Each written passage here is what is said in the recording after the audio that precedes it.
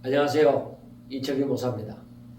오늘은 누가복음 22장 47절부터 마지막 71절까지를 보도록 하겠습니다. 이 부분은 이제 예수님이 잡혀가시고 그리고 베드로는 이제 예수님을 부인하게 되어지고 그 다음에 이 대제사장들과 백성들의 장로들과 서기관들에 의해서 이제 정죄함을 받게 되어지는 그 부분까지 이제 나와집니다. 그래서 이 말씀을 보면서 우리가 한번 생각해 보고자 하는 것은 지금까지 일은 그러니까 마지막 46 지난번에 했던 그 마지막 46절의 말씀은 어찌하여 자느냐 시험에 들지 않게 일어나 기도하라. 그리고 이 말씀이 있고 난 다음에 가룟 유다가 대제사장의 그 종들하고 이 무리들을 이끌고 와서 예수님을 팔고자 하는 이 일이 시행이 되어지는 것입니다. 이제 드디어 예수님이 십자가에 못 박혀 죽으시러 가는 이 장면이 되어지는 것이죠. 그래서 이 말씀을 가만히 보면서 생각하는 것이 무엇이냐? 예수님 외에 주변의 사람들, 즉 예수님은 하나님의 뜻을 알고 계십니다. 예수님은 하나님의 뜻을 알고 계시지만은 그러나 주변 사람들은 어때요? 자, 주변 사람들이라 하면 제자들도 있을 것이고 그리고 그와 함께하는 무리들도 있을 것이고 그리고 또 가룟 유다도 있고 물론 제자들에게 포함되지만은 가룟 유다도 있고 대제사장이나 그리고 백성들의 장로나 서기관들 그리고 그와 함께하는 무리들 있을 것입니다. 그러니까 이 예수님을 제외한 이 주변 사람들은 어때요? 하나님의 뜻을 모른다 이거예요. 그런데 우리가 알아야 되는 것은 이 사람들은 전부 다 뭐요? 메시아를 기다리는 사람들입니다. 메시아를 기다린다. 그런데 이 사람들은 예수님이 메시아인 줄을 알지를 못하는 거예요. 그리고 이 사람들은 메시아를 기다리지만은 하나님의 이 뜻을 모른다. 왜 모를까? 저들은 어떤 의미에서는 성경을 모른다. 그래서 선지자들로 말미암은 그 주어진 그 하나님의 뜻을 모른다는 겁니다.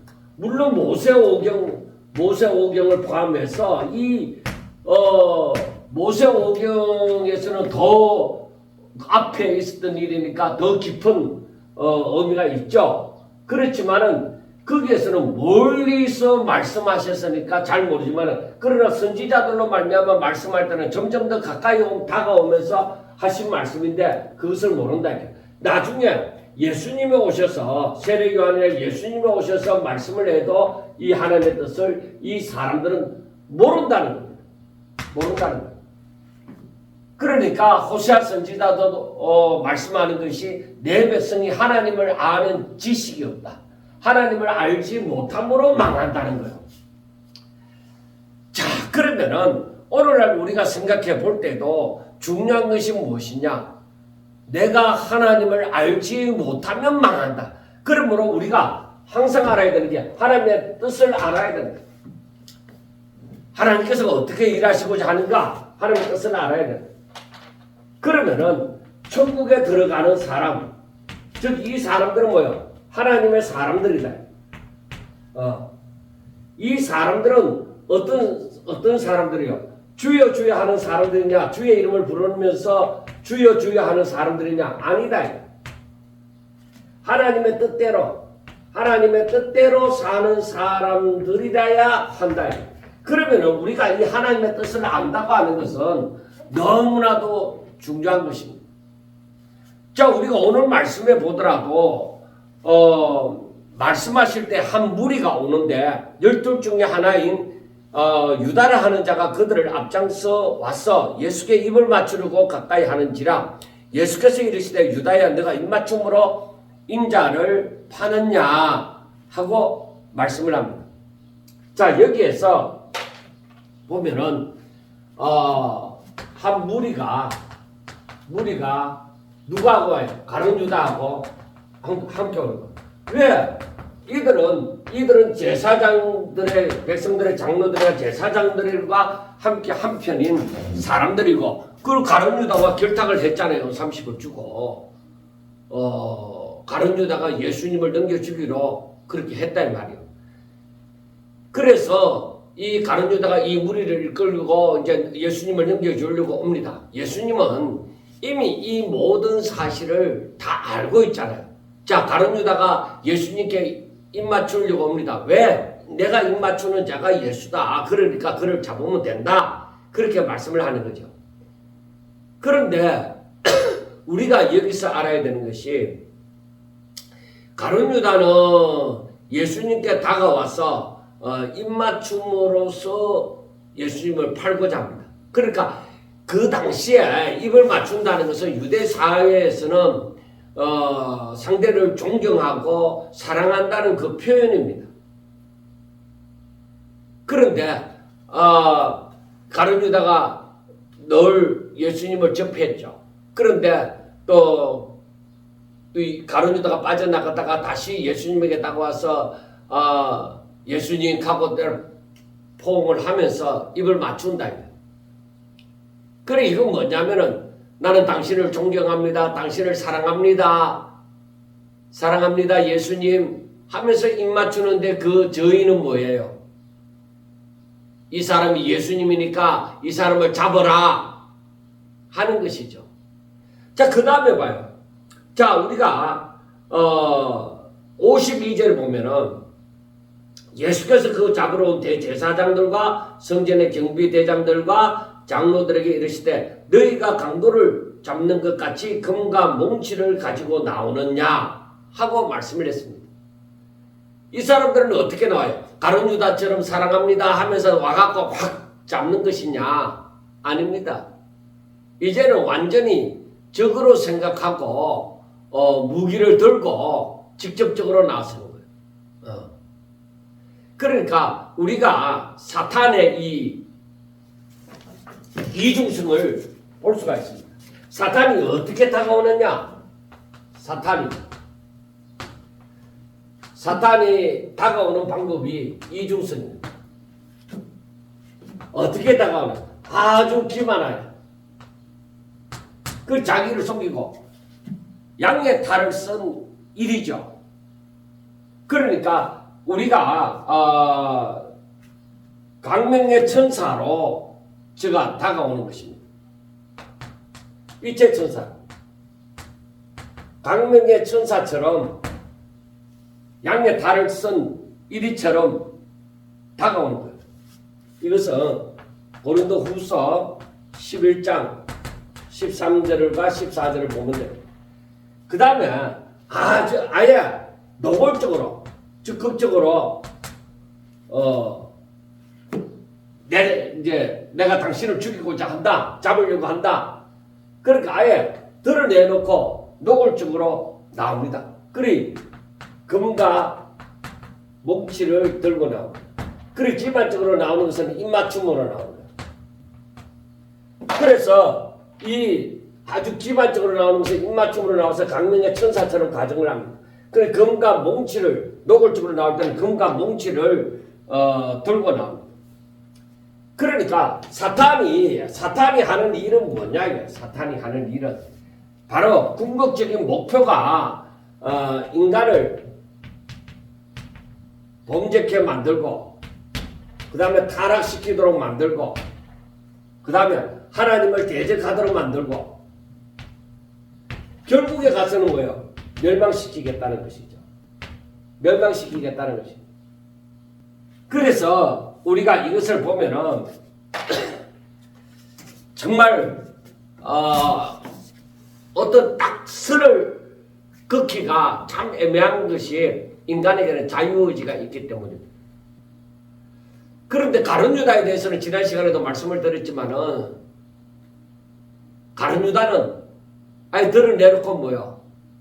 마귀다. 차라리 태어나지 않았으면 좋을 뻔했던 그런 존재입니다. 자, 인간의 자유의지는 이 유다가 입맞추는 일이나 나중에 뒤에 보면은 베드로가 대제사장 그 말고의 길을 자르는 일이나 이것은 자기들의 의지, 하나님의 뜻이 아니라 자기들의 의지에 의해서 자기들의 뜻을 이루려고 그렇게 하는 것입니다. 그러면은 여기에서 보면은 하나님께서는 이런 인간의 자기 욕심으로 말미암은 자신들의 생각으로 말미암은 그 악한 선택과 고난까지도 그 자신의 더 큰 선을 이루시는데, 즉 구원을 이루시는데 사용하시는 거예요. 여러분, 우리가 생각해 보면서 느끼는 것은 우리가 잘못하면 다 벌을 받고 거기에서 영 구원의 가망성이 보이지 않는 그런 것을 우리는 많이 생각합니다. 베드로가 예수님을 3번이나 한 번도 알고 3번이나 모른다고 강력하게 부인을 했으면은 이제는 더 희망이 없는 사람처럼 보입니다. 그런데 하나님께로 돌아가면 자그마한 믿음이라도 사용해서 그가 회개하고 하나님께로 돌아가면 하나님께서는 그것을 회개하고 구원의 자리로 이끄는 대로 사용을 하시는 것입니다. 그래서 우리가 여기에서 보면은 예수님은 유다에게 유다야 너가 입맞춤으로 인자를 파느냐 하고 말씀을 합니다. 사탄은 항상 이렇게 아주 친한 척하고 다가와서 그렇게 사기치는 자들도 마찬가지죠. 그 선한 자를 넘어뜨리는 것이죠. 때로는 대놓고 자신들의 힘을 사용해서 다가와서 넘어지게 합니다. 그래서 우리가 여기서 볼 때에 그러면 우리 성도들이 어떻게 살아야 되겠느냐? 이런 사탄의 공격에 대해서 강명의 천사처럼 가정하고 나오지요. 그리고 권력을 사용해서 죽이려고 나오지요. 대놓고. 그래 이런 사탄의 두 가지의 성격을 우리가 이중성을 보잖아요. 아주 기만적이고 때로는 노골적으로 대놓고 죽이려고 나옵니다.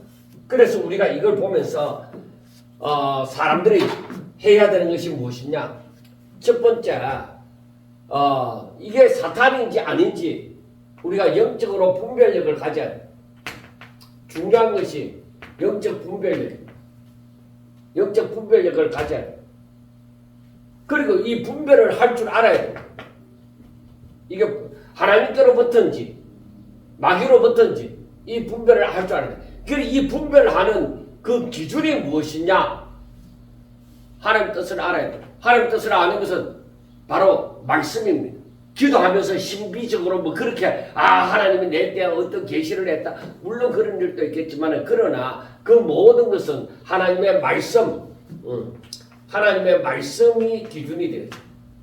이게 근본이 되어진다는 것을 알아요. 그 다음 두 번째는 우리가 하나님의 주권을 하나님의 말씀을 알면은 하나님의 절대적인 주권을 신뢰를 할 줄 알아요. 하나님이 말씀하셨으면 이루어진다. 왜? 이 하나님의 절대적인 주권은 아무도 바꿀 수가 없다는 것입니다. 그 다음에 세 번째는 예수 그리스도의 순종을 본받아야 된다. 예수 그리스도의 순종을 본받아서 하나님의 뜻대로 아버지의 뜻이 이루어지기를 원합니다. 그래서 내가 아무리 고난과 환난이 닥친다고 하더라도 하나님의 주권을 신뢰하고 하나님을 신뢰하고 오직 순종함이 있어야 됩니다.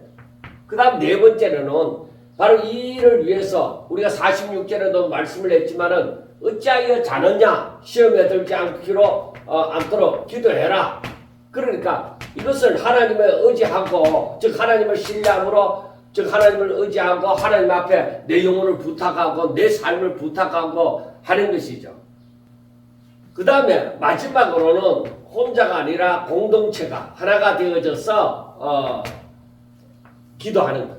그래야 우리가 이 사탄을 이길 수가 있다. 물론 사탄을 이기는 것은 사탄을 대적하는 것은 뭐예요? 이 사탄을 대적하는 것은 바로 하나님의 전신갑주를 입는 겁니다. 이 전신갑주를 입는다는 것이 바로 말씀과 기도와 그다음 믿음입니다.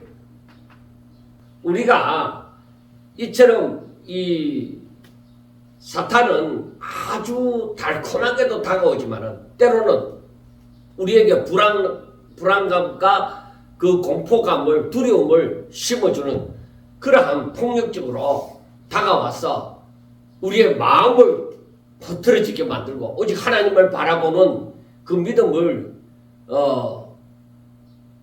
와해시키고 그 다음에 아주 그 공동체를 파괴시키고자 하는 그러한 부분이 나와진다는 것을 알아야 됩니다. 자, 이런 때에 우리가 여기에서 보면은 49절부터 보면은 그의 주위 사람들이 그 된 일을 보고 여짜오되 주여 우리가 칼로 치리까 하고 그 중에 한 사람이 누구예요? 베드로가 대제사장의 종을 쳤어 그 오른쪽 길을 떨어뜨린지라. 말고의 길을 떨어뜨린 거죠. 그 요한복음에 보면은 이제 요한복음을 할 때 나옵니다. 그 말고의 길을 떨어뜨렸죠. 그런데 51절에 예수께서 일러 이르시되 이것까지 참으라. 그러니까 이것까지 참으라는 것은 그들이 그렇게 하도록 놔두라는 것입니다. 예수님을 잡으려고 왔을 때에 그래 그대로 놔두라는 것입니다. 그래서 이것까지도 참으라면서 그 자기를 잡으러 온 무리 중에 하나죠. 그 말고가 뭘 알겠어요. 그런데 대제사장의 종으로 있으니까 여기에 나오게 되어진 것이죠. 물론 뭐 대단하게 베드로가 이 말고의 길을 자른 것을 보면은 물론 어떤 면에서는 어떤 사람들은 얘기합니다. 베드로가 칼을 쓸 줄 모르니까 어째 휘둘른 것이 목을 친 것이 아니라 그 길을 자르게 되어졌다. 그렇게도 얘기하지만은 어쨌든 그 길을 잘랐을 때에 예수님이 오히려 그의 길을 낫게 하여 주셨습니다. 그래 이 말씀은 나를 치러 오고자 하는 사람이지만은 바로 이것이 하나님의 뜻이 아니다.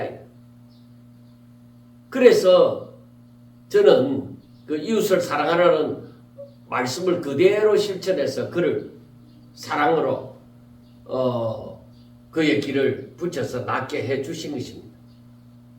자, 우리가 이 말씀을 보면서 이것까지도 참아라고 했습니다. 왜 우리가 이것까지도 참아야 되느냐? 하나님의 뜻이 이루어져야 되니까.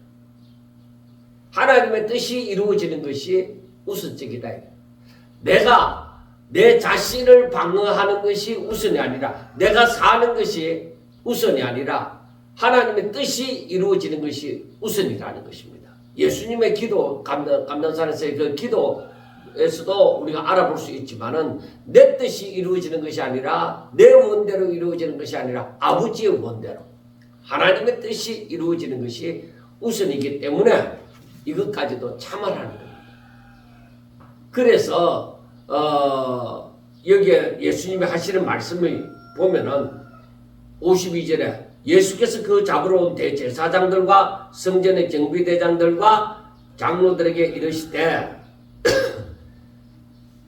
그러니까 무리들만 온 게 그 밑에 부하들만 온 것이 아니라 대제사장들도 왔고 성전의 경비대장 그러면 무기를 다루는 사람들이죠. 그리고 백성들의 장로 이 지도자들도 함께 왔다는 것을 알 수가 있습니다. 너희가 강도를 잡는 것 같이 금과 뭉치를 가지고 나왔느냐? 내가 날마다 너희와 함께 성전에 있을 때에 내게 손을 대지 아니하였도다. 그러나 이제는 너희 때요 어둠의 근세로다 하시더라 하고 말씀을 합니다. 여기에서 이 사람들은 금과 뭉치를 들고 예수님을 잡는 데 있어서 예수님이 뭐 다윗과 같이 싸움을 잘하고 뭐 칼을 잘 쓰고 뭐 그렇다는 것은 성경에서 찾아볼 수가 없습니다. 그런데 예수님을 잡는데 잡으러 왔는데 그냥 붙들어가 밧줄로 붙들어가 아니면 사람들이 여럿이서 그 예수님을 잡아서 붙들고 가도 될 것인데 금과 뭉치를 들고 왔습니다. 그래서 예수님께서 하시는 말씀이 너희가 강도를 잡는 것 같이 이렇게 금과 뭉치를 들고 왔느냐 하고 말씀을 합니다. 자, 여기에서 보면은 우리가 그 앞에 있는 말씀에서 보면은 우리가 겟세마네 동산에서 그 기도하신 그 모습을 바라볼 때에 이러한 모든 일 앞으로 마지막 때에 닥칠 이 성도들에게 닥칠 모든 환난에 대해서 그 39절부터 46절 사이에 보면은 그 겟세마네 동산에서의 그 기도가 나오잖아요. 무릎을 꿇고 하나님 앞에 전적으로 의지하게 되어져야 된다는. 그리고 예수님께서 만약에 내 육신을 보호하고자 했더라고 하면은 얼마든지 할 수가 있었습니다. 그러니까 예수님께서 말씀 한마디만 하더라도 여기에 있는 사람들이 다 무릎을 꿇을 수밖에 없는 입장이 되어집니다. 그러니까 사람들이 어떤 의미에서는 예수님이 힘이 없어서 잡히는 것 같기도 하지만은 힘이 없어서가 아닙니다. 예수님께서 하시는 말씀은 53절 마지막에 그러나 이제는 너희 때요 어둠의 근세로다. 그러니까 내가 성전에 있을 때 너희들이 잡지 못한 것은 하나님이 허락을 하지 않았기 때문이다. 그런데 이제는 허락을 한다는 거죠. 너희 때고 어둠의 근세로다. 그러니까 이 모든 것이 하나님의 절대적인 주권 가운데서 이 모든 일이 일어난다는 것입니다. 자, 우리가 그런데 요한복음 우리가 한번 좀 더 예수님의 근세에 대해서 알아보기 위해서 요한복음 18장 5절부터 봅니다. 18장 4절부터 예수께서 그 당할 일을 다 아시고 나아가 이르시되 너희가 누구를 찾느냐 대답하되 나사렛 예수라 하거늘 이르시되 내가 그니라 하시니라. 그를 파는 유다도 그들과 함께 섰더라. 예수께서 그들에게 내가 그니라 하실 때에 그들이 물러가서 땅에 엎드러지는지라. 이에 다시 누구를 찾느냐 물으신데 그들이 말하되 나사렛 예수라 하거늘 예수께서 대답하시되 너희에게 내가 그니라 하였으니 나를 찾거든 이 사람들이 가는 것은 용납하라 하시니 이는 아버지께서 내게 주신 자 중에서 하나도 잃지 아니하여 삼나이다 하신 말씀을 응하게 하려 하고. 그러니까 요한복음 18장에 나오는 말씀을 이제 예수님을 잡으러 온 그 광경을 사도 요한이 쓴 것을 바라볼 때에 내가 그다. 너희들은 누구를 찾느냐? 나사렛 예수다. 그래 내가 그니라 하니까 전부 다 놀라 자빠져 갖고 여기에서 보면은 전부 다 무릎을 꿇게 되어진 어떻다고 했어요? 6절에 18장 요한복음 18장 6절에 예수께서 그들에게 내가 그니라 하실 때에 그들이 물러가서 땅에 엎드러졌다고 했습니다. 그러니까 예수님의 말씀 이 한마디에도 그만큼 권위가 있고 권세가 있는 것입니다. 그 얼마든지 예수님이 그 놀라운 능력으로 그 권세로 이들에게 잡혀가지 않을 수 있습니다. 그런데 중요한 것은 뭐예요? 하나님께서 바로 이때를 위해서 예수님을 보내주셨다. 이 땅에 보내셨다.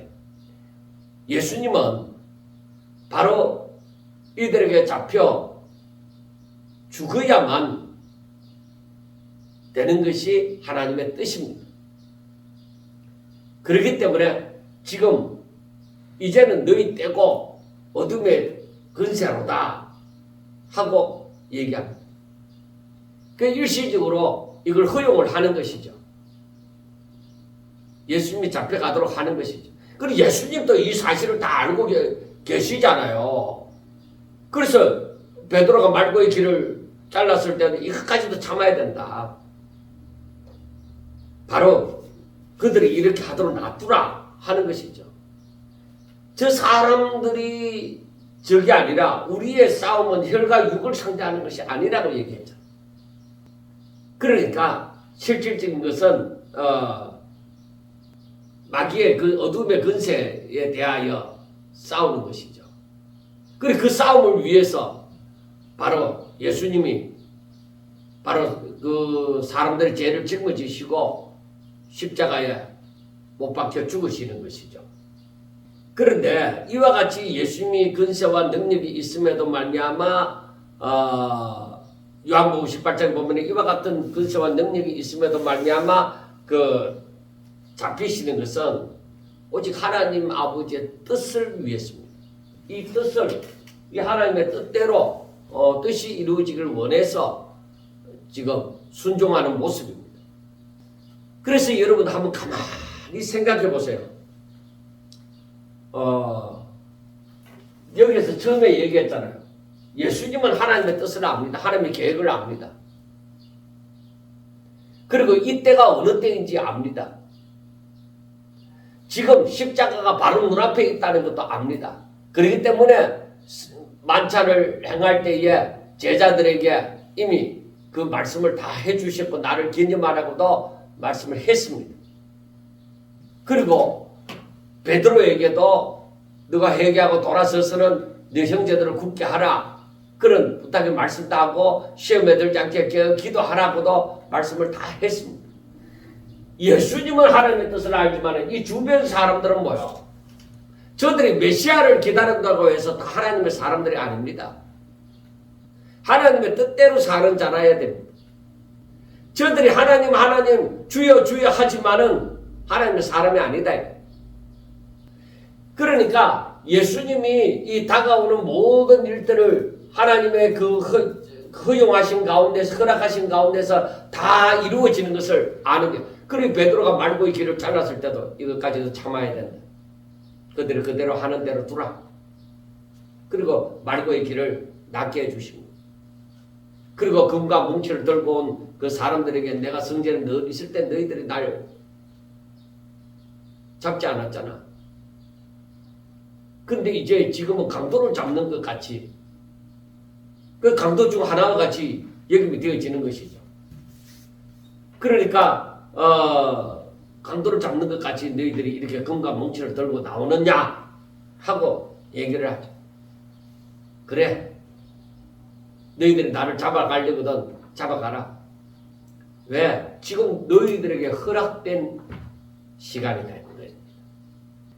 그러니까 우리 사람들이 생각할 때는 사탄에게 왜 그걸 허락하느냐? 하나님의 뜻을 이루기 위해서. 하나님의 뜻을 이루기 위해서입니다. 여기에서 아주 어려운 그 신학적인 문제가 나옵니다. 그렇지만 너무 깊이 다루지는 않겠습니다. 그러니까 하나님의 뜻은 뭐예요? 바로 이 백성들이 죄로 말미암아 사망 근세 아래 있단 말이에요. 그 마음이 부패되어져 있단 말이에요. 저들의 힘으로는 도저히 구원을 받을 수 없단 말입니다. 그런데 예수님이 죄 없으신 예수님이 죄인으로 그 모든 사람들의 죄를 짊어짐으로 죄인으로 그 죄값을 치르는 거죠. 사망을 치르는 것이죠. 그 누구든지 다 예수님을 믿으면 예수님이 대표자가 되시는 거예요. 제2의 아담이 되어지시는 거예요. 제1의 아담으로 말미암아 다 사람들이 사망 가운데 빠졌다면은 제2의 아담으로 말미암아 사망 가운데서 살아나는 것입니다. 그게 바로 하나님의 뜻이다. 그래서 누구든지 예수님을 믿으면 멸망하지 않고 영생을 얻으리라 하는 말씀입니다. 누구든지 제1의 아담과 하와 가운데 있을 때는 다 뭐요? 영생하지 못하고 멸망 가운데 빠졌으나 제2의 아담을 믿을 때에 제2의 아담에 속할 때는 멸망 가운데서 멸망하지 않고 영생을 얻으리라 하는 말씀을 이루시기 위함이라는 것을 우리는 찾아볼 수가 있습니다. 자, 그 다음에 54절부터 보면은 예수를 잡아 끌고 대제사장의 집으로 들어갈새 베드로가 멀찍이 따라가니라. 사람들이 뜰 가운데 불을 피우고 함께 앉았는지라. 베드로도 그 가운데 앉았더니 한 여종이 베드로의 불빛을 향하여 앉은 것을 보고 주목하여 이르되 이 사람도 그와 함께 있었느니라 하니 베드로가 부인하여 이르되 이 여자여 내가 그를 알지 못하노라 하더라 하고 말씀을 합니다. 그러니까 이제 예수님이 잡혀서 이제 대제사장의 집으로 끌려 들어갔습니다. 그런데 우리가 요한복음에서도 보았던 것처럼 이제 제자들은 다 도망갔단 말이에요. 근데 베드로는 자기가 오게라도 따라가고 죽는 데라도 따라간다고 했잖아요. 예수님께서 너가 나를 부인하리라고 했을 때에 무슨 소리 하십니까? 나는 예수님과 함께 오게도 갈 것이고 감옥에도 같이 갈 것이고 죽는 데라도 같이 갈 것입니다 하고 아주 자신만만하게 그렇게 말했던 베드로잖아요.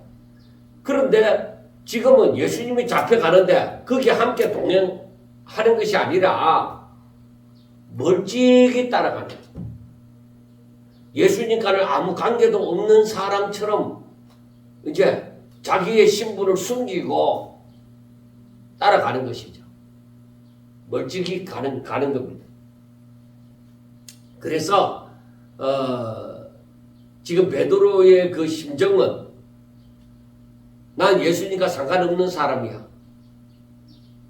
그래서 사람들이 자기를 알아봐 주기를 바라지 않는 것이죠. 왜 예수님은 지금 죄인처럼 붙잡혀 가고 있으니까. 예수님이 만약에 높은 곳에 서게 되어지면은 베드로가 멀찍이 따라가겠습니까?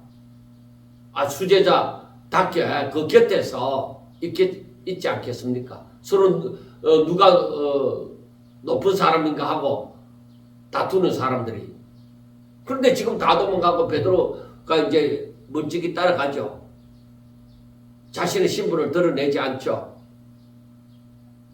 이 모습이 당당하다고 생각합니까? 아닙니다. 자신의 신분을 숨기는 것이죠. 당당하지가 못하죠. 제발 누군가가 나를 알아봐줬으면이 아니라 제발 누군가가 나를 알아보지 않았으면 하는 그런 심정입니다. 이게 바로 뭐냐? 사람은 육신을 가진 존재다 보니까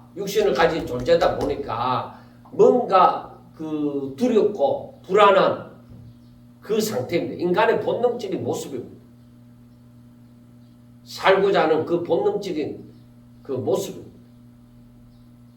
아무리 용기가 있다고 해도 그 고난 앞에 자신을 숨기고 싶은 거예요. 자신을 함께하고 싶지 않는 거예요.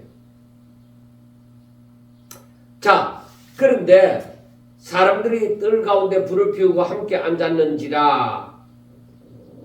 그러니까 이것은 아마 새벽이 되어져 가니까 사람들이 이제 춥겠죠. 추우니까 불을 피우고 몸을 녹이고 그렇게 있는 것입니다. 그런데 그 가운데서 함께 앉아 있습니다. 나도 당신들과 한편입니다 하는 식으로 같이 불을 쬐고 있는 거예요. 이게 위장입니다. 나도 당신들과 한편입니다. 그러니까 정말 그 자리가 베드로에게 따뜻한 자리였을까요? 아니요, 그 불을 아무리 쬐도 추운 자리였을 것입니다. 그런데도 베드로는 그 불을 쬐면서 그 사람들과 같이 나도 당신들과 한편입니다 하는 그런 모습을 취하는 것입니다. 여러분, 우리가 하나님과 거리가 멀어지면 멀어질수록 우리는 더 춥습니다. 더 불안하고 더 두렵습니다. 안 그런 척 하지만은 진짜 하나님의 사람이라면 춥고 불안하고 두렵고 떨리는 그런 것을 느낄 것입니다. 우리는 위기의 시대에 오히려 믿음으로 기도하고 말씀을 부여잡고 그렇게 함으로 하나님과 더 가까이 해야만 됩니다. 그렇지 않으면 베드로처럼 결국에는 예수님을 모른다고 부인하게 되어집니다.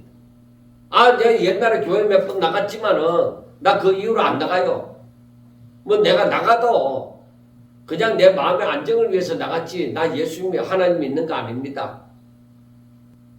그렇게 부인하는 자리에까지 이르게 되어지는 것입니다.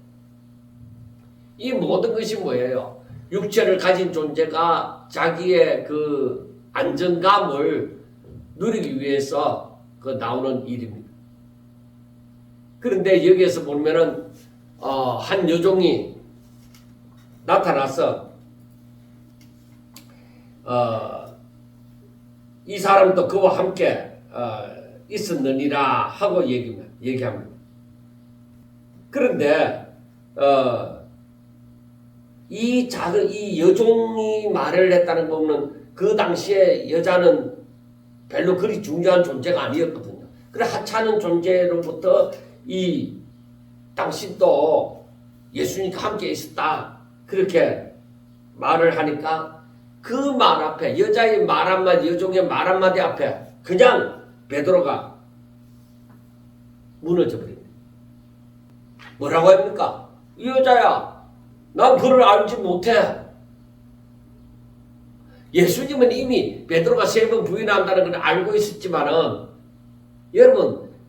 여러분들이 스승이 예수님의 입장이 되어지고 여러분들이 믿고 또 늘 함께 했고 3년 동안이나 늘 함께 했던 사람이 나 그 사람 몰라. 당신 왜 그래? 난 그 사람 모르는 사람이야. 하고 이렇게 말하는 것을 여러분들이 붙들려가면서 들었다고 생각해봐요. 어떤 마음이 들겠습니까? 이게 볼 때에 베드로는 한없이 작아지는 자신의 모습을 발견하게 되는 것입니다.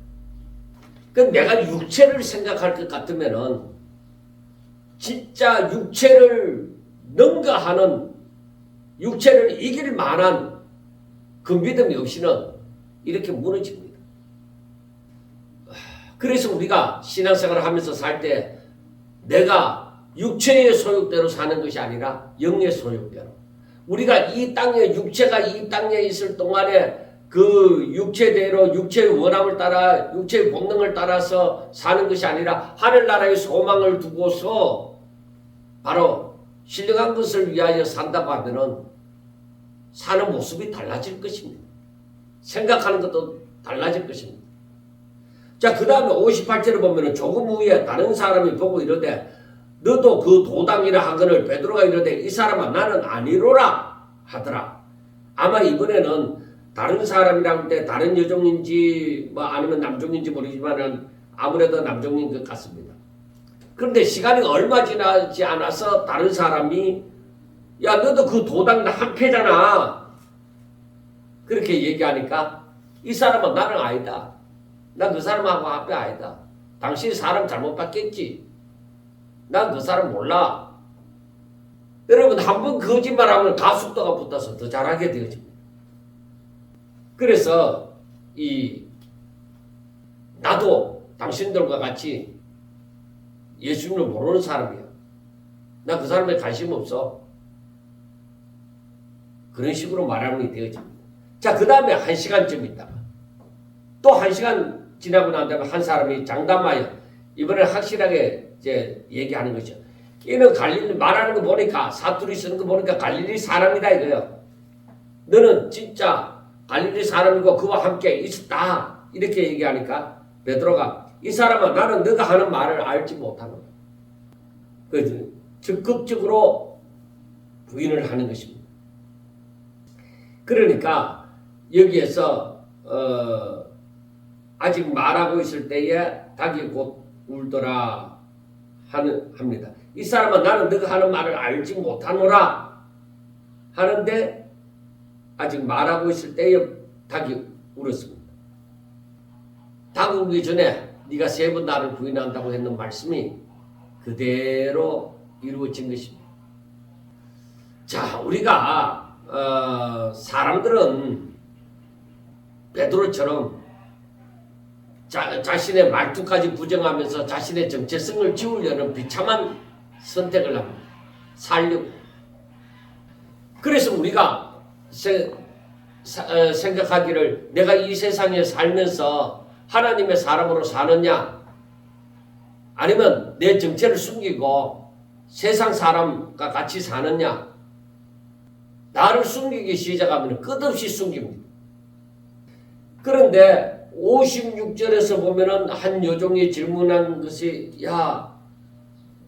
그 여종이 하는 말이 뭐예요?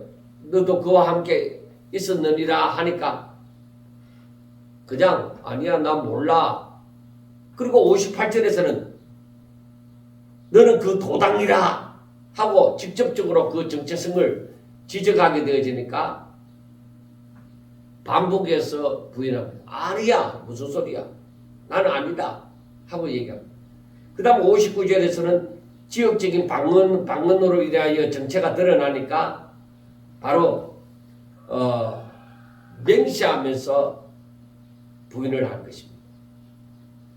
여러분 이 사탄의 시험이 다가올 때에 우리가 또 시험을 이기려고 하면은 자신의 연약성을 알아야 돼요.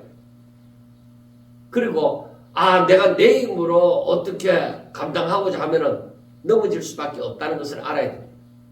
그렇기 때문에 오직 영원 불변하신 그 하나님의 말씀, 그 말씀을 붙잡고 살아야 됩니다. 그리고 하나님의 뜻을 알고 즉 하나님의 계획과 그 승리를 깨닫고서 하나님의 뜻대로 살고자 하나님의 절대적인 주권에 내 자신을 맡길 때에 사탄을 이길 수가 있는 것입니다. 왜? 이건 사실로 그렇게 되어지는 건데 사탄은 이 사람이 그만한 믿음을 갖고 있으니까 사탄이 어떻게 넘길 수가 없는 그건 사실입니다. 그러므로 우리는 알아야 됩니다. 예수님과 영적 거리가 멀어질수록 죄와 실패가 가까워집니다. 그러니까 하나님과 나 사이가 거리가 멀어지면 멀어질수록 나에게 이 실패가 가까이 다가왔다는 것을 알아야 돼. 그 다음에 내가 세상에서의 그 안락함을 택했더라면 분명히 내 믿음이 위협을 받습니다. 그리고 우리는 어떤 다른 사람이 하는 작은 말이나 작은 유혹에도 무너지지 않기 위해서는 매일 믿음으로 사는 훈련이 필요하다는 것입니다. 그리고 우리가 알아야 되는 게 정말로 하나님의 사람이라면 정말로 주의 제자라면 아무리 숨기려고 해도 드러납니다. 왜? 말하는 것부터 다르기 때문입니다. 제가 한 번 어떤 사람하고 어쩔 수 없이 노래방에 갔던 일이 있습니다. 그런데 초등학교 동기인가 이렇게 한번 같이 갔던 일이 있었는데 목사님도 노래 하나 불러야지 이러는데 그래서 제가 찬송가를 안 부르고 일반적인 옛날에 우리가 불렸던 그 노래를 불렀습니다. 그러니까 목사님은 가요를 불러도 찬송가를 부르듯이 부르네. 그렇게 얘기합니다. 님 딱 봐도 목사다. 그렇게 얘기하는 거예요. 나는 가요를 부르는 듯이 불렀는데 찬송가를 부르는 듯이 부른다는 거죠. 그래서 역시 속일 수 없구나 하는 것을 제가 생각해 보았습니다. 그래서 우리는 항상 내가 하나님과 동행하면서 살고 있느냐, 아니면 내가 세상에서 또 편안함을 추구하면서 살지 아니하고 내가 오직 하늘나라를 추구하면서 살고 있느냐, 그리고 내 삶 가운데 예수님이 드러나는가 하는 것을 우리는 찾아봐야 됩니다. 그리고 나의 연약함을 쫓아서 파고드는 그 시험의 형태가 무엇이냐 하는 것을 생각해 봐야 됩니다. 그래서 자신을 돌아보아서 분명히 우리는 우리의 삶에 더욱더 하나님의 사람으로서의 모습을 갖추어야 할 것입니다. 자, 그 다음에 내가 자그마한 일에 타협을 하기 시작하면은 이게 자꾸 그렇게 하다 보면은 나중에는 큰 위기 속에 빠질 수가 있다는 것을 알아야 됩니다. 세상은 하나님 믿는 사람을 아주 잘 압니다. 숨길래 숨길 수가 없습니다. 그래서 사탄은 하나님을 잘 믿으면 잘 믿을수록 서서히 다가와서 조금씩 강도를 높여서 나중에는 무너뜨리고자 하는 것입니다. 그래서 항상 우리는 깨어서 하나님 앞에 기도하고 하나님 앞에 나아감이 필요하다는 것을 알아야 됩니다. 그리고 우리가 이걸 보면서 깨닫는 것은 인간은 나약하다. 인간은 진짜 나약하다. 베드로는 금을 뽑아서 예수님을 지키려고 했던 열정적인 제자였지만은 그러나 기도하지 못했고, 그리고 말 몇 마디 앞에 예수님을 부인해 버렸습니다. 그러니까 인간적인 내 감정이나 그 결단, 기도와 말씀 없이는 오래가지 못합니다. 그 순간 어느 정도밖에 안 됩니다. 기도와 말씀이 따라야 돼요. 오히려 그래서 고린도전서 10장 12절을 보면은 그러므로 선줄로 생각하는 자는 넘어질까 조심하라, 그렇게 말씀을 하는 것입니다. 그래서 우리는 말씀을 붙들지 않으면 넘어진다는 것을 꼭 알아야 합니다. 그리고 예수님은 이 모든 상황이 53절에서도 말씀하는 것처럼 바로 하나님의 주권 안에 허용된 어둠의 근세의 때입니다. 베드로의 부인조차도 예수님의 말씀대로 성취되고 있으며 결국 하나님의 뜻이 역사 위에 실현되고 있다는 증거입니다. 그래서 에베소서 1장 11절을 보면은 하나님은 만사를 그의 뜻의 계획대로 일하시는 이라고 말씀을 합니다. 그러면 우리는 의인은 믿음으로 산다고 하잖아요. 그러니까 우리는 오직 믿음으로 살려고 하셔야 됩니다. 왜? 사탄은 내가 믿음으로 살지 않을 때 사탄은 그때 파고드는 것입니다. 그래서 내가 믿음으로 살아야 기도하게 되어지죠. 말씀과 믿음으로 기도로 무장할 수가 있게 되어지죠. 자, 61절과 62절을 보면 주께서 돌이켜 베드로를 보시니 베드로가 주의 말씀 곧 오늘 다구기 전에 내가 3번 나를 부인하리라 하심이 생각나서 밖에 나가서 심히 통곡하니라고 했습니다. 자, 주님이 지금 편안한 가운데 어디 의자에 앉아서 편안하게 있으면서 베드로를 봅니까? 아닙니다. 여기에 나중에 63절에서부터 보면은 나오지만은 지키는 사람들이 예수님을 희롱하고 때리고 이 조롱하는 멸시하는 그러한 일들이 일어나는 가운데 베드로를 보시는 것입니다. 그때 베드로가 주의 말씀이 생각이 납니다. 오늘 다구기 전에 너가 3번 나를 부인하리라 하는 말씀이 딱 생각이 납니다.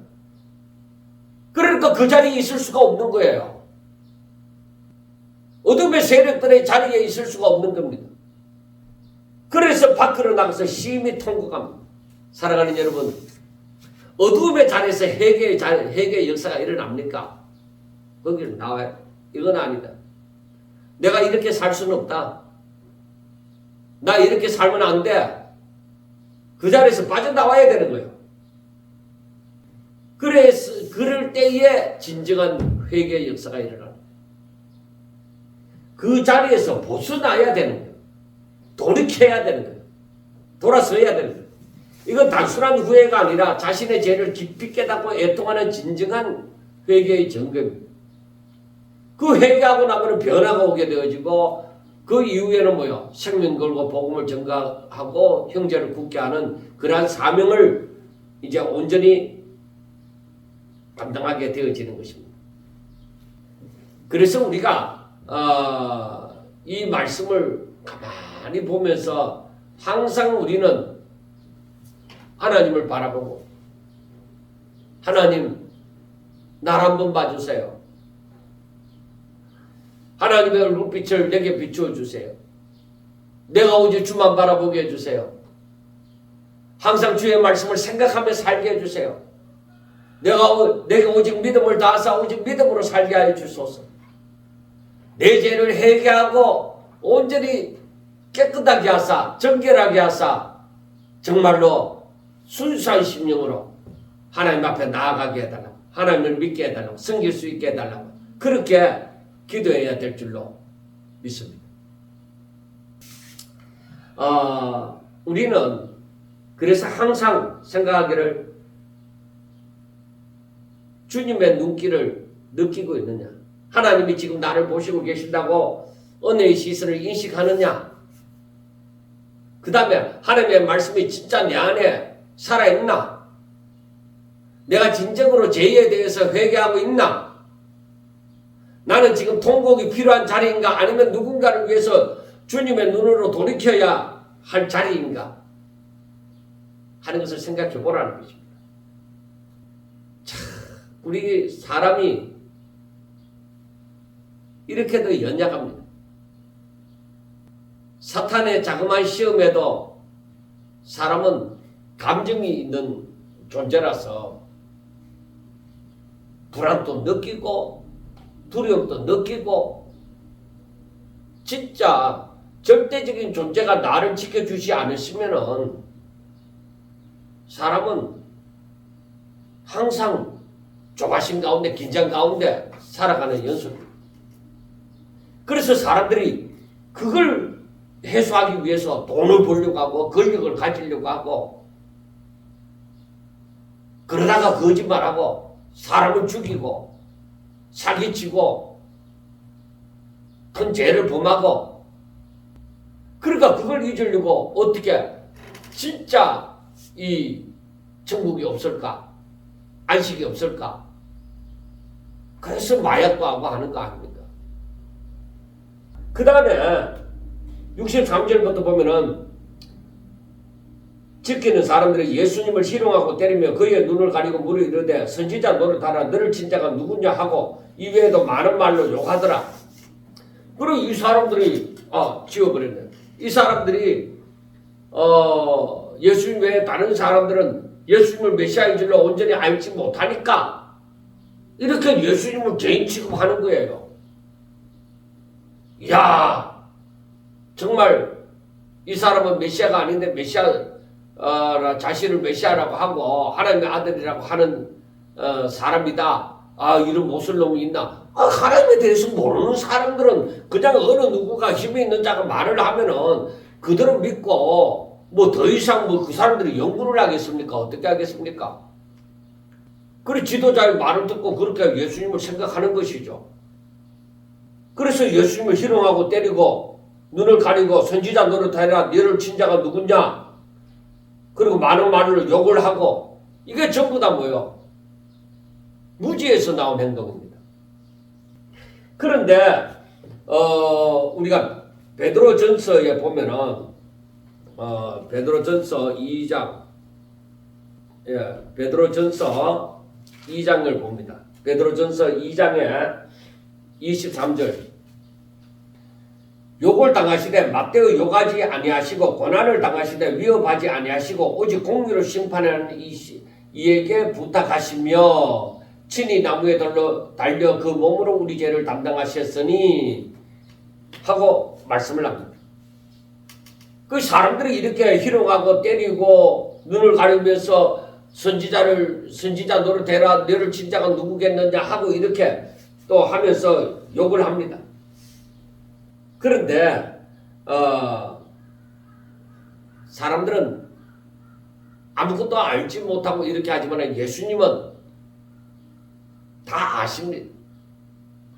그래서 우리가 한번 구약성경도 특별히 중요한 게 이사야서를 한번 찾아봅니다. 이사야서 53장을 유명한 장이잖아요. 이사야 53장 7절을 봅니다. 그가 곤욕을 당하여 괴로울 때에도 그는 그의 입을 열지 아니하였으며 마치 도수장으로 끌려가는 어린 양과 털 깎는 자 앞에서 잠잠한 양같이 그의 입을 열지 아니하였도다. 아무 말도 하지 않았습니다. 왜 그랬을까요? 하나님의 뜻. 하나님의 뜻이 이루어지기를 바랐기 때문에 아무 말씀도 하지 않았습니다. 만약에 예수님이 이렇게 하는 자에게 자신의 신성을 드러내어서 그 사람들이 당장 어려움을 당하고 그 하나님의 위엄이 딱 그 예수님에게 나타났더라면은 그러면은 사람들은 예수님의 말씀을 들을 수 있으나 하나님의 뜻은 이루어지지 않았을 것입니다. 그런데 예수님은 뭐요? 하나님의 뜻이 이루어지기를 바라는 거죠. 여러분 가룟 유다가 돈도 좋아했지만은 그가 바랐던 게 뭐예요? 이러한 때에 바로 하나님의 신성, 예수님께서 그 신성을 드러내시기를 원하고 사람들을 복종시키기를 원한 거예요. 그래 되면 하나님의 뜻이 안 이루어집니다. 그 사탄이 바라는 게 바로 그거예요. 하나님의 뜻이 이루어지지 않기를 바라는 것이죠. 베드로전서 2장 20절을 보면은 죄가 있어 매를 받고 참으면 무슨 칭찬이 있으려 그러나 선을 행함으로 고난을 받고 참으면 이는 하나님 앞에 아름다우니라 하고 말씀을 합니다. 그러니까 예수님의 침묵은 힘이 없어서가 아닙니다. 하나님의 뜻 앞에 순종합니다. 자, 66절 나리샘의 백성의 장로들 곧 대제사장들과 서기관들이 모여서 예수를 그 공회로 끌어들어 이르되 너가 그리스도이든 우리에게 말하라. 대답하시되 내가 말을 할지라도 너희가 믿지 않을 것이요 내가 물어도 너희가 대답하지 않을 것이니라. 그러나 이제부터는 인자가 하나님의 권능의 우편에 앉아 있으리라 하시니 다 이르되 그러면 너가 하나님의 아들이냐 대답하시되 너희가 내가 그라고 말하고 있느니라. 그들이 이르되 어찌 더 증거를 요구하리요 우리가 친히 그 입에서 들었노라. 자, 여러분들 대제사장들이나 이 백성들의 장로나 서기관들 이와 함께하는 무리들이 바라는 것은 뭐예요? 예수님을 죽일 수 있는 합당한 증거를 찾는 거예요. 붙잡긴 붙잡아가 이제 죽이는 것은 죽이는 것은 분명한 일이지만은 그러나 거기에 대한 합당한 제목을 갖다 붙여야 되잖아요. 그래서 묻는 것이 뭐예요? 67절에 너가 그리스도냐? 70절에 너가 하나님의 아들이냐? 그렇게 물었을 때에 예수님께서 뭐라고 얘기해요? 내가 말할지라도 너희가 믿지 않고 내가 물어도 너희가 대답지 아니할 것이다 하고 말씀을 합니다. 그러니까 저들은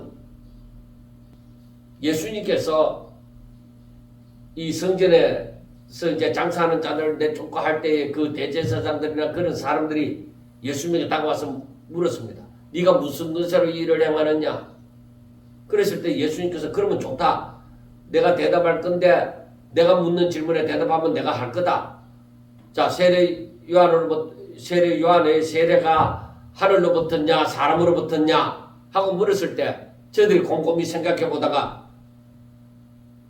말하지 않았잖아요. 그래서 나도 말하지 않는다 이렇게 말씀을 했잖아요. 그럼 오늘도 그와 같은 생각이에요. 너가 그리스도이거든 우리에게 말해라. 내가 말해도 네가 믿지 않을 것이고 그리고 내가 물어도 너희가 또 대답지 않을 거잖아. 분명히 예수님은 이들을 잘 알고 계셨습니다. 그러나 저들에게 분명하게 말씀하는 것은 뭐예요? 인자가 하나님의 권능의 우편에 앉아 있으리라. 그러니까 이것은 뭐예요? 자, 우리가 시편 110편 1절을 봅시다. 시편 110편 1절을 보면은 이제 무슨 말씀이 나오느냐면은 110편 여호와께서 내 주에게 말씀하시기를 내가 너 옷으로 내 발판이 되게 하기까지 너는 내 오른쪽에 앉아 있으라 하셨도다 하는 말씀을 이루는 것이죠. 그리고 우리가 또 여기에서 보면은 다니엘서 7장 13절 다니엘서 7장입니다. 7장 13절에도 그와 비슷한 말씀이 나오는 것이죠. 내가 또 밤 한 환상 중에 보니 인자 같은 네가 하늘 구름을 타고 와서 옛적부터 항상 계신 네가 이에게 나아가 그 앞으로 인도되매 그에게 근세와 영광과 나라를 주고 모든 백성과 나라들과 다른 언어를 말하는 모든 자들이 그를 섬기가 있으니 그의 근세는 소멸되지 않은 영원한 것에 그의 나라는 멸망하지 아니할 것이라 하는 말씀이 바로 성취되어지는 것입니다. 인자가 하나님의 권능의 우편에 앉아 있으리라. 그래, 이거는 뭐예요? 결국에는 자신이 누구인지 밝히시지만 그들에게는 그러면은 밝혀도 저들은 믿지 않잖아요. 오히려 저들은 너 딱 걸렸어. 바로 이거잖아요. 항상 바리새인이나 사두개인들 그 대제사장들의 쫄개들이 예수님을 따라다니면서 했는 게 뭐예요? 흠을 잡으려고 했잖아요. 꼬투리를 잡으려고 했잖아요.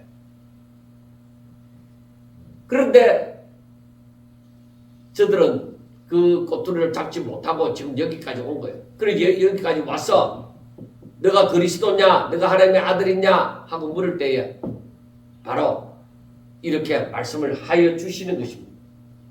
그러니까 신성 모독을 이끌어내는 유도신문을 하는 것입니다. 마가복음 14장에 보면은 마가복음 14장 61절입니다. 마가복음 14장 61절부터 보면은 침묵하고 아무 대답지 아니하시거늘 대제사장이 다시 물을 때 너가 찬송받을 이의 아들 그리스도냐 예수께서 이르시되 내가 그니라 인자가 권능자의 우편에 앉은 것과 하늘 구름을 타고 오는 것을 너희가 보리라 하시니 대제사장이 자기 옷을 찢으며 이르되 우리가 어찌 더 증인을 요구하리요 그 신성 모독하는 말을 너희가 들었도다 너희는 어떻게 생각하느냐 하니 그들이 다 예수를 사형에 당한 자로 정죄하고 어떤 사람은 그에게 짐을 뱉으며 그의 얼굴을 가리고 중국을 치며 이르되 선지자 노릇을 알아 하인들은 손바닥으로 치더라 하고 말씀을 했습니다. 바로 예수님이 여기 누가복음에서는 인자가 하나님의 권능의 우편에 앉아 있으리라 하는 말씀을 듣고 저들은 뭐요? 당장 신성 모독으로 정하고 이제 사형으로 끌고 가는 것이죠. 그 마지막 71절에 보면은 그들이 이르되 어찌 더 증거를 요구하리요 우리가 친히 그 입에서 들었노라. 그러니까 저들은 예수님을 사형에 해당된다고 이제 정죄를 하는 것이죠. 자, 이게 오늘 본 그 본문 말씀 47절부터의 그 말씀의 이제 결론이 되어지는데, 그러니까 예수님을 잡아서 대제사장에 들어가는데 그 와중에 베드로 수제자라고 하는 베드로는 예수님을 부인해버리고 예수님은 이제 십자가 못 박히게 되어지고 이것을 우리가 가만히 보면서 뭘 생각할 수가 있어요? 외면당하신 예수님. 예수님은 결코 외면당하실 분이 아니잖아요. 예수님은 하나님의 뜻을 이루려고 또 모든 사람들을 위하여 이 땅에 오신 분이시잖아요. 그런데 철저하게 외면을 당하십니다. 그러나 세상이 사단의 뜻대로 되느냐? 아니다. 하나님 뜻대로 된다는 것입니다.